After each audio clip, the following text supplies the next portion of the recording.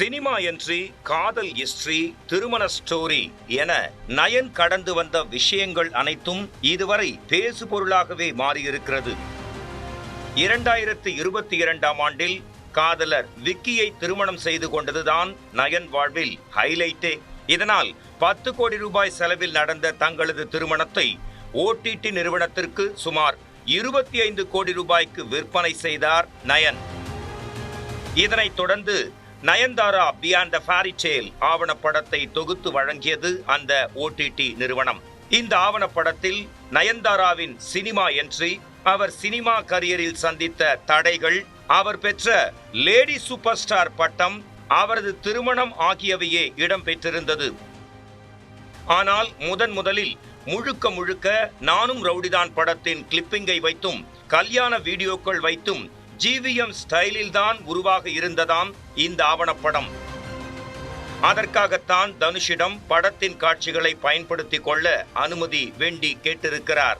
ஆனால் தனுஷிடமிருந்து எந்த பதிலும் கிடைக்கப் பெறாததால் அனுமதியின்றி ட்ரெய்லரில் 3 செகண்ட்ஸ் காட்சிகள் பயன்படுத்தப்பட்டிருந்தது. ஆனால் அதற்கும் 10 கோடி ரூபாய் நஷ்டஈடு கேட்டு நடிகர் தனுஷ் பிரச்சனை செய்ததெல்லாம் ஊர் அறிந்த கதையே. இதனால்தான் காதல் காவியமாக உருவாகவிருந்த டாக்குமெண்ட்ரி பின்பு நயனின் பயோகிராபியாக மாறியுள்ளது. இந்நிலையில் இந்த ஆவணப்படத்திற்காக 2 வருடங்களாக காத்திருந்த ரசிகர்களுக்கு நயன்தாராவின் பிறந்த நாளான நவம்பர் 18ஆம் தேதிதான் அது ரிலீஸ் ஆனது.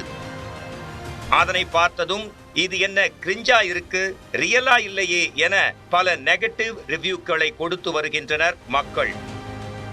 இதனால் GVM எடுத்த விண்ணை தாண்டி வருவாயா ஸ்டைலில் காதல் கல்யாண கவரேஜ் இருக்கும் என்று நயன் உத்தரவாதம் கொடுத்திருந்த நிலையில் கவரேஜ் வெரி ஆவரேஜ் ஆகிவிட்டது. எனவே நயனை நம்பி கல்யாண கேசட்டை பல கோடிகள் கொடுத்து வாங்கிய OTT நிறுவனம் அவர் மீது தற்போது கடும் அதிருப்தியில் இருக்கிறதாம். மேலும் கடுப்பான நிறுவனம் கொடுத்த தொகையில் பாதியை வாங்கும் முடிவில் இருப்பதாக தகவல்கள் வெளியாகி இருக்கின்றன. இந்நிலையில் தனுஷ் கேட்ட 10 கோடி ரூபாயை கொடுக்காத நயன் OTT நிறுவனத்திற்கு மட்டும் கொடுத்து விடுவாரா என்ன என நெட்டிசன்கள் கமெண்ட் அடித்து வருகின்றனர்.